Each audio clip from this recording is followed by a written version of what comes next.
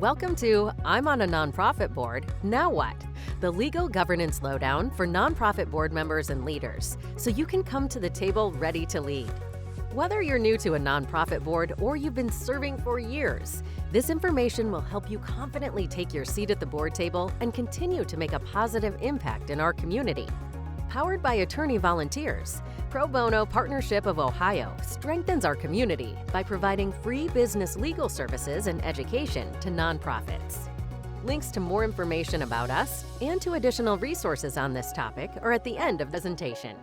Rules to live by, your bylaws, also known as your Code of Regulations. In this session, we'll cover these topics: why bylaws are important, what bylaws should cover, and how to avoid common pitfalls in bylaws. Let's start with part 1, why bylaws are important. Nonprofit board governance serves two very important purposes: fulfilling your nonprofit's mission and ensuring its sustainability. Your Code of Regulations, or as many people call them, bylaws, are the set of internal rules and procedures critical to effective board governance. Why is good board governance important? Organizations with good governance have well-defined roles and responsibilities for directors and officers, a logical framework for sound decision-making, more support from donors and funders, and reduced risk of noncompliance and liability, both for your organization and also for you personally as a board member. Ability to carry on your mission when governance issues arise. Your bylaws serve as the operating manual for the board. They should be specific enough to instruct board members on how the board will govern, but also flexible enough that they don't need to be updated constantly. They should not contain programmatic information. Unlike the Articles of Incorporation, your bylaws are an internal document that are typically not shared outside of your boardroom. When it comes to your bylaws, here's our golden rule. You must do what your bylaws say or change them to reflect what you do. Your bylaws need to be clear, streamlined, and consistent with how your board actually operates. For example, if your board meets 2 times per year, but your bylaws specify 4 meetings a year, your board should either start meeting 4 times per year or amend your bylaws to require only 2 meetings. Organizations grow, adjust, and change over time. We recommend reviewing your bylaws every few years. Remember, it's easier to amend your bylaws when everything is running smoothly, rather than trying to make changes after problems arise. Now that we know why bylaws are important, let's discuss what should be in them. Here, we also need to consider Ohio law, which provides minimum requirements and default provisions to fill in the gaps if your bylaws do not cover a topic. Let's dig into this a bit more. Here's a list of provisions that should be included in your bylaws. Board composition. The number, term, and any term limits for board members should be included in your bylaws. In Ohio, you must have at least 3 board members. Term refers to the number of years a board member serves. Term limits refers to the number of terms a board member can serve.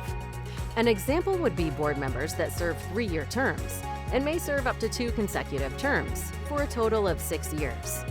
Term limits are not required under Ohio law, but we recommend them as a best practice. Whatever your board decides, make sure it is clear in your bylaws. Your bylaws should also state how your board members are elected and removed, and how they will be replaced if there are resignations or vacancies.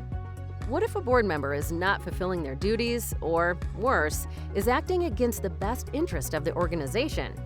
Your bylaws should clearly instruct how that board member can be removed and how the vacancy can be filled so the board can continue its business without being stopped by one member's bad behavior.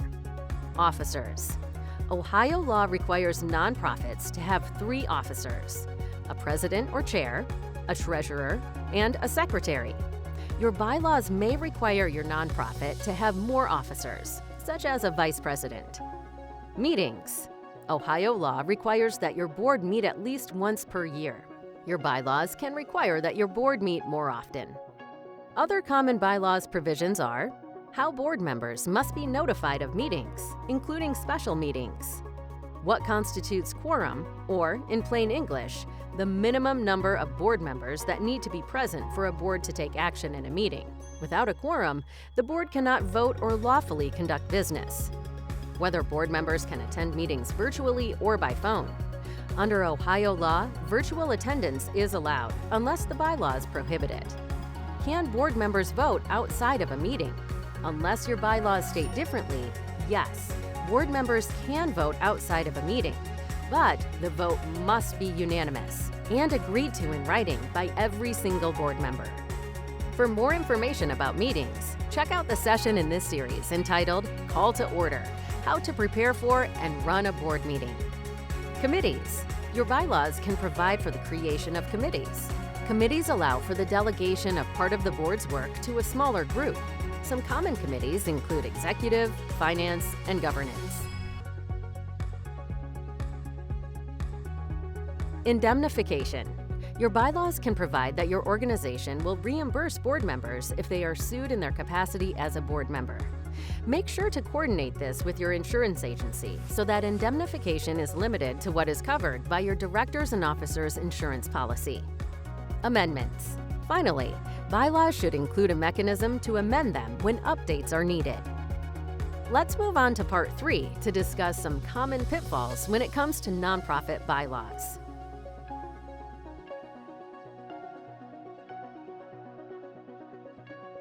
Number 1. Requirements that are too specific. Your bylaws should be flexible. For example, if your bylaws require 7 board members, you won't be able to lawfully conduct business if one resigns, leaving only 6. It's better to require a range, such as 5 to 15 board members. Other examples of flexibility are bylaws that allow the board to add additional officers or committees as needed. Number 2. Inconsistencies between actual practices and bylaws. Remember that board members are required to follow bylaws and can be held liable for non-compliance. If the organization is not following its own internal rules, it should change its practices or amend the bylaws. Number 3. Including programmatic information. Bylaws should only deal with how the board operates and should not include information about programs or events. You don't want to have to amend your bylaws every time a program shifts or changes. Number 4. Burdensome procedures for amending bylaws.